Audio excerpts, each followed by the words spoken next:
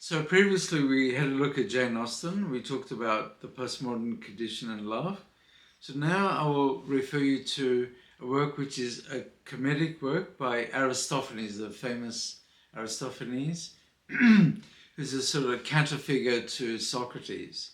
And he wrote a work, a rather famous work called Lysistrata, and this will be about personal strength, free thinking, and in relation to love. So he sets up a scene in which a bunch of women, there is a group of women, where Lysistrata,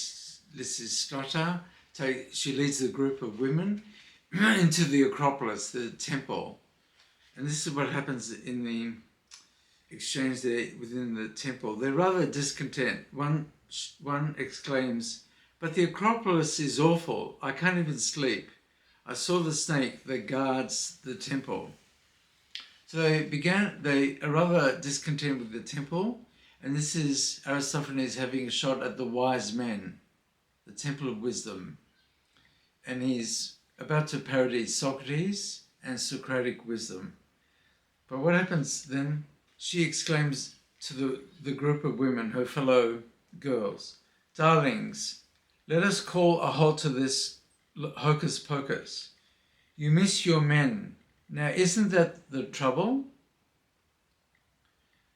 She's referring to lack, that the problem of discontentment has to do with a lack, and it's the lack of the other. A bunch of women are enjoying sisterhood, the girlhood within sisterhood, but there's something missing, which is the divine masculine. So the temple is a symbol of divinity. The divine feminine is what the girls are enjoying in their congregation.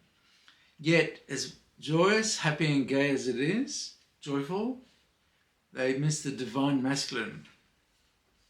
So, to correct them, to enlighten them, she says to her girlfriends that she needs to now invoke the oracle.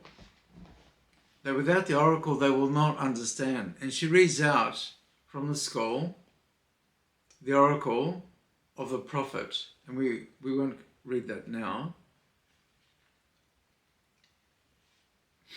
After that, one of the girls says, "There's nothing obscure about that oracle, ye gods." She replies, "Surely, beset as we are, we must not flag or falter. So back to the citadel." As the women troop inside, then Aristophanes writes, "And if we fail that oracle, darlings, our image is absolutely mud." So the oracle is a higher authority on the question of bonds of affection. If they fail the oracle, that is the authority higher than all women and higher than all men, is the oracular wisdom, which is housed within the temple, in this case the Acropolis, which houses a goddess, Athena, within it. So these darlings, that oracle darlings, our image is absolutely mud. It is scathed. It is blotted. So pay attention to the oracle, acquire wisdom, so that when you have your dealings, your affairs with the divine masculine, men, you will be the wiser. It is a call to love the divine, and this is why we find love itself divine. We call love divine. It was so divine.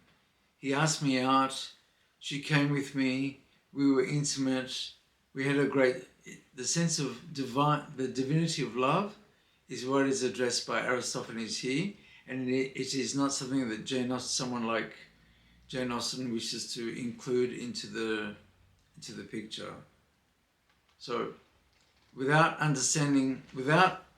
the oracular vision, we cannot really understand properly what seems to be a feud or what seems to be a tension between two sexes, when actually through the temple we understand it to be a harmony. And the harmony is the reconciliation of personal strength. She embodies Disistrata, embodies free thinking, personal strength, and the wisdom of the oracle all in one. And this is the figure of woman.